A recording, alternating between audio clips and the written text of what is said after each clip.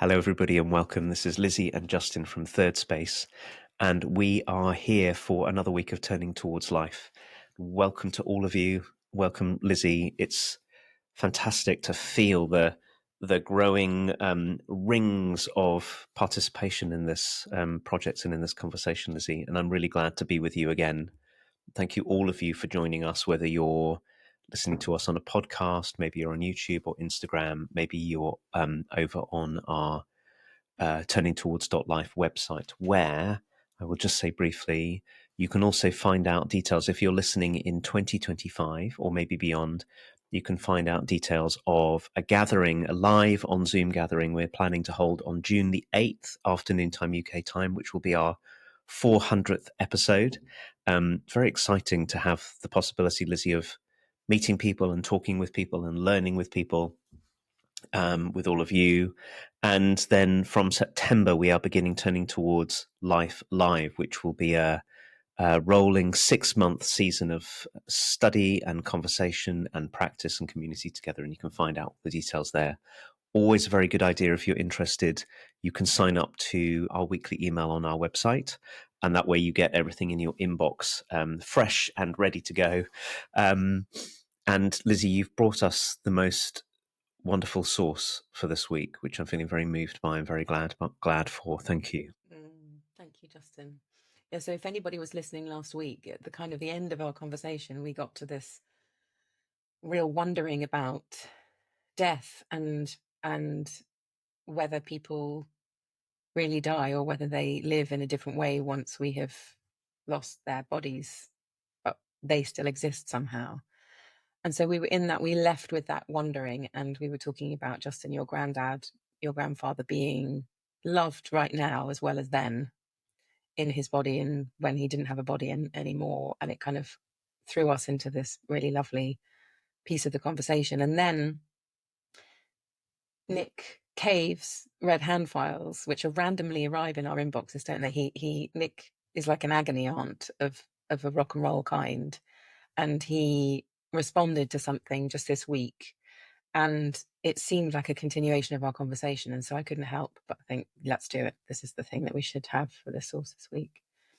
So essentially the form is that Nick gets a note from somebody, and then in a time, maybe in between gigs or when he has time, which is quite random, he responds to them and then sends them a response through his site. And it's called the Red Hand Files. And it's really beautiful. And I would advise anybody to go and check it out and find out about it and receive it to your inbox. It's very beautiful.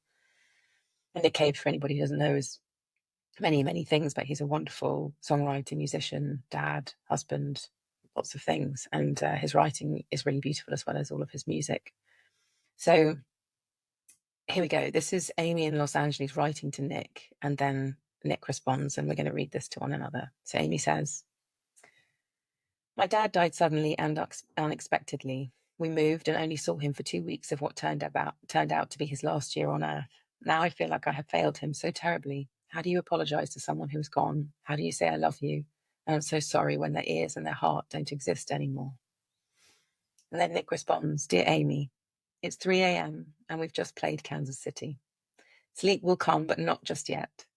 I've started reading some of the questions that have come into the Red Hand files. I found yours and I thought perhaps you could try this. It might be helpful. Find a quiet spot where you can be alone and far away from distractions. Close your eyes and picture your father. Then say these words quietly or in your head. You are my father. I am your daughter. I love you. I'm sorry." You may feel uncomfortable or embarrassed when you do this because it seems from your question that you fundamentally believe that your father is gone, that his ears and heart don't exist anymore, and that you are speaking to no one, and a nothing, a void. But perhaps if you pay close attention, you may discover a part of you, a pulse of spiritual recognition, distant, hidden, neglected. This is the soul calling to you from beneath the compacted veneer of your unbelief. I believe, but I do not know, that this feeling is the eternalness of your father. I've spent nearly a decade in communion with this softly spoken presence. The impossibility of my sons, Arthur and dear Jethro, a faraway thing buried deep beneath my skepticism, becoming an emergent belief. I suspect your father will hear your words. but I do not know. At the very least, by acknowledging the sacred and mysterious nature of things, these words will impact the general condition of the world, not to mention your own injured heart.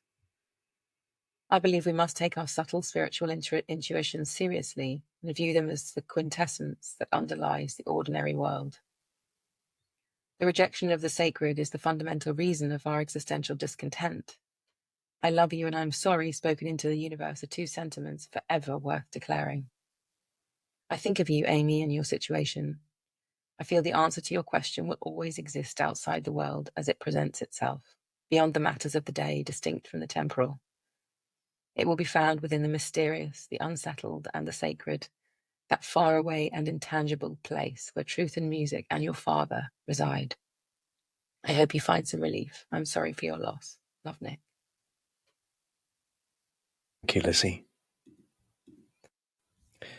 So now I'm going to read, and a reminder that you can find this source primarily at Nick Cave's Red Hand Files, but also on our website and in the show notes and in the emails. I'm going to read Nick's response. Dear Amy, it's 3 a.m. and we've just played Kansas City, and sleep will come, but not just yet.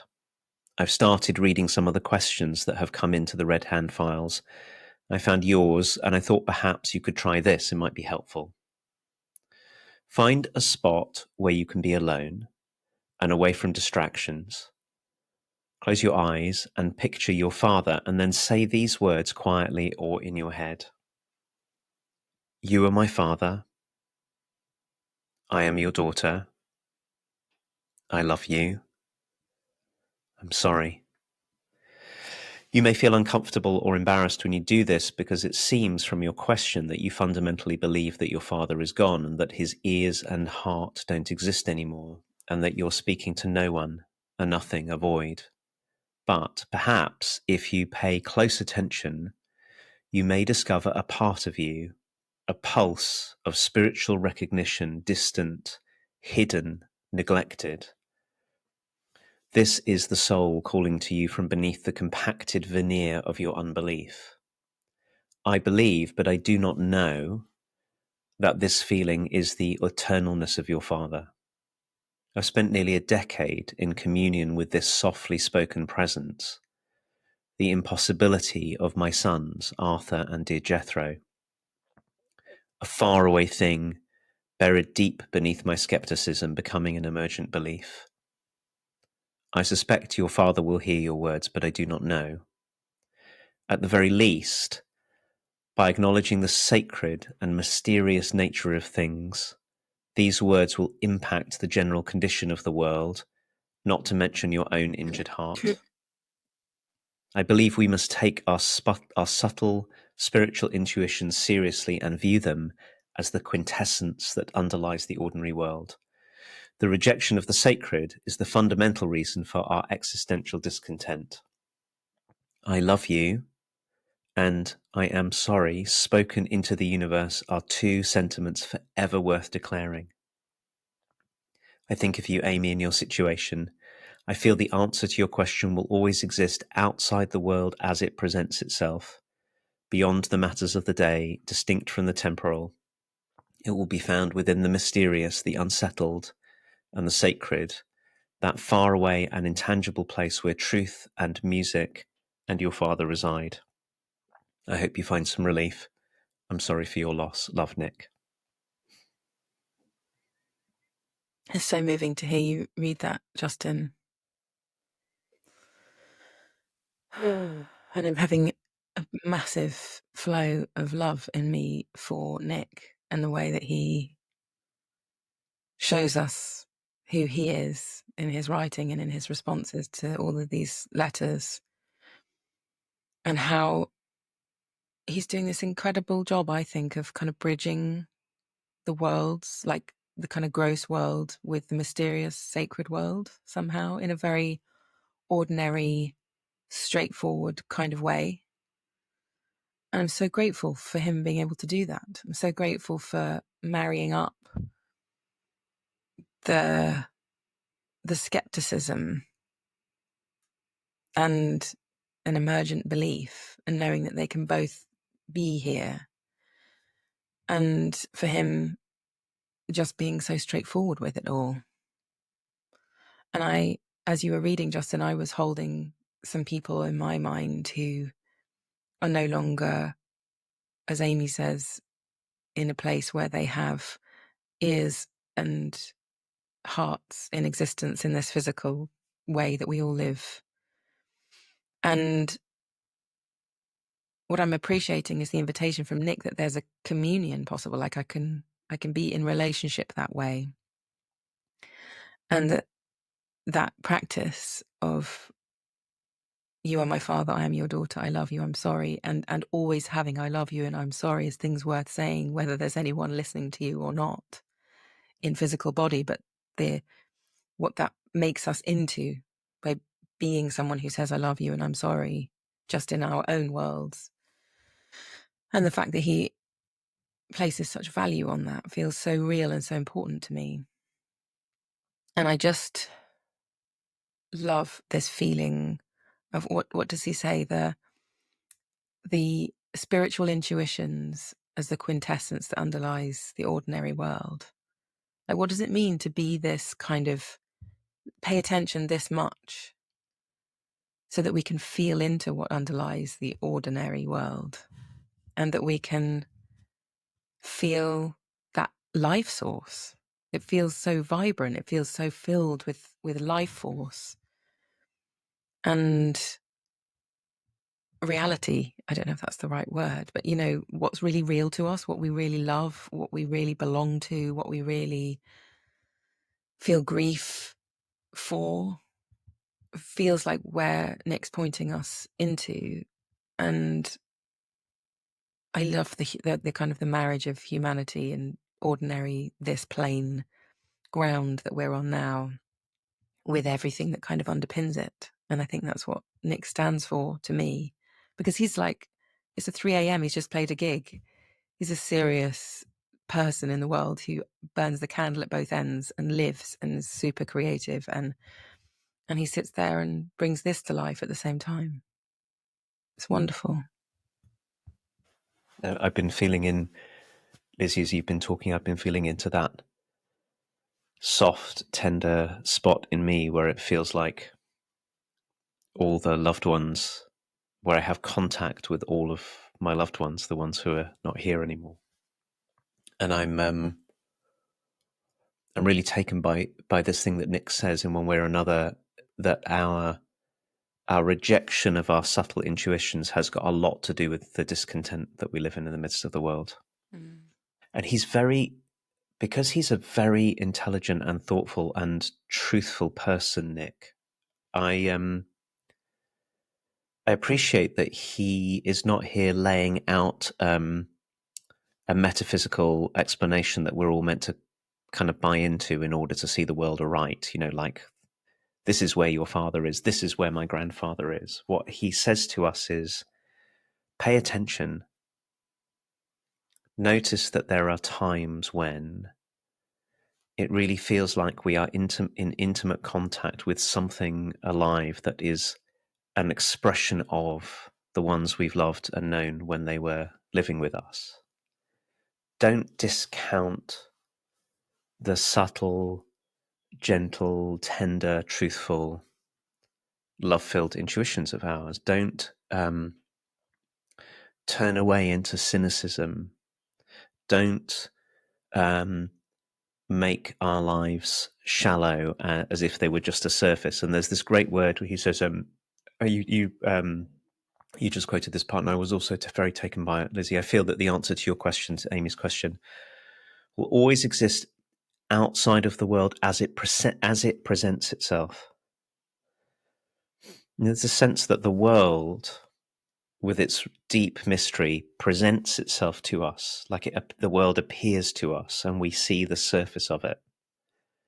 But to only take the surface that presents itself as if it was the whole of everything is to really miss something that we know is true from paying attention to our own insides.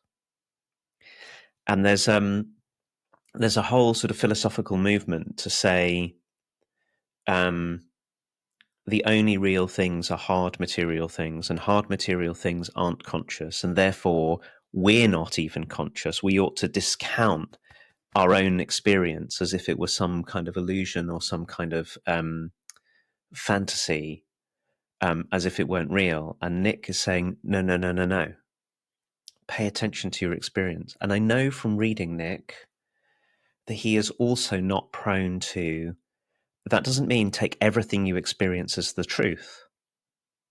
You know, sometimes we experience huge judgments or hate towards other people. Sometimes we experience, so our own experience isn't the whole truth. And yet,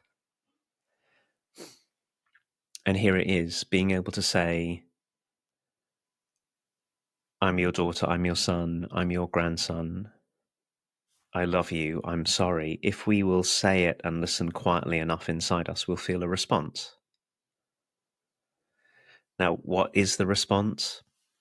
I don't think it really matters that we know completely what the response is, but that there is something in us that responds to the life of others, that carries the life of others intimately inside us alongside our own life, I think can be a great source of wonder and aliveness and mystery and gratitude.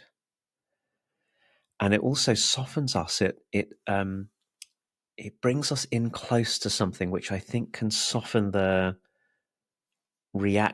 more kind of reactive, rigid parts of ourselves that try to deal with the world as it presents itself. It's very easy for us to what's the word, harden ourselves up and armor ourselves up. Well, I'm completely alone, and nothing means anything, and now all I can do is toughen myself up, and that's when we get into being certain and being absolute. And Nick's writing invites us into something that's really uncertain. In fact, it's the uncertainty and tenderness of it, and also the truthfulness of it, that is so heart-opening, and I think brings us back into contact with the world. And from there, we might have a chance of actually responding to what's going on in the world, which, as you and I know, Lizzie, Nick writes about at some length in this post. We haven't included that bit just for the sake of length here. But it gives us a chance to respond to the world from our own sacred tender-heartedness rather than our sort of hard, desperate cynicism. Yeah, I'm feeling really, I don't know, like met by Nick's who-ness. I don't know how to say it, but the way that he relates to the world. And you know, when he says at the end, the intangible place with truth and music and your father reside, you know, he's an incredible, successful, extendedly life-filled musician, performer, writer, creator. So he's in touch with this in that particular way. And I know many people in that creative path. And you know, a very wonderful, lovely composer friend of mine said to me once, we were listening to this very beautiful song, and he said, I really wish I'd been given that one. As if there was a kind of a way that we're all receptacles and we all get given things. And what is it to open ourselves up to being given things, to being given songs, to being given a lyric, to being given a something. And that doesn't feel like a separate process to how do I open myself, soften myself, to use your word? How do I soften myself to be in receipt of the subtle realms? As you say, that the non-hardened bits of life. How do I walk through the world in my relationships and my being softened so that I can receive and allow these spiritual intuitions, these fundamental underlying sacrednesses that make humanness what it is? How can I walk through the world and be someone who's in receipt of that? And I think that's the really deep and moving invitation I'm feeling from Nick, and how important that becomes when someone dies who you really love, and it's terrible. And what else do you have to rely on other than knowing that this is possible, when feeling untethered from them feels entirely and completely unbearable. And I'm feeling the gladness of Nick's ability to stay here and write this and show us that there is a way, and to show us that we can turn towards even the most awfulness. And it's possible. And that we can gradually over time practice in this way so that we can tend to this very, very heartfelt piece of being human where we just love each other. And we love each other even beyond the worst arguments we could have, you know, and the worst fallouts we can have. And that this really matters in the context of living too. You know, that these realms are really important as a reminder to what's real, way beyond us thinking that all of the bickering we do is real, all of the judging we do is real, all of those things seem to fall away in the consideration of this as I'm feeling it. And what an amazing practice. It's not that I'm never going to be judgmental again, but that I know the parts of me that generate that are very different to this underlying sacred, fundamental, mysterious nature of things, as Nick says. And so to be always invited in, and sometimes we only get invited in when someone like Amy really brings her sorrow, and then we all get to feel into it together. And then sometimes we can take this into just an ordinary walk around the block and see how it can be with us then as well. So I really want to thank Nick. I want to thank Amy for saying the thing that she said and asking. And also, I just feel really blown away by the miraculousness of Nick offering this platform that people could write to him and to say, and Nick has like thousands and millions and trillions of followers, and this is in their hands too. And I'm so glad of that. So thank you, Nick. If by ever some miracle you're listening to us, I want to say I love you, Nick. And I'm sorry. And I'm I don't know what I am, maybe your sister or something. And I'm so grateful. And Justin, I'm so grateful to you for being also this combination of human, of marrying the worlds up, of straightforward ordinariness and never letting go of the mystery of things. I think that's your superpower. And I'm so grateful to be in this conversation. And as always, if anybody is out there and wants to send us a message and be in contact with us, we would love, love, love to hear from you. And we'll be emailing everybody soon about the 8th of June and how we're going to gather together and how we're going to do Turning Towards Life Live and all those things. So it's a good time to sign up so that you can receive all those communications from us because they're on their way. So thank you, everybody. And Justin, we'll be back next time for your next source and our ongoing conversations. Yeah. Thank you, Lizzie. Thank you so much. And to Nick and to all of you who are with us, and a tender, sacred and beautiful conversation to be in today, Lizzie. I'm very grateful indeed. See you all next week. Bye-bye.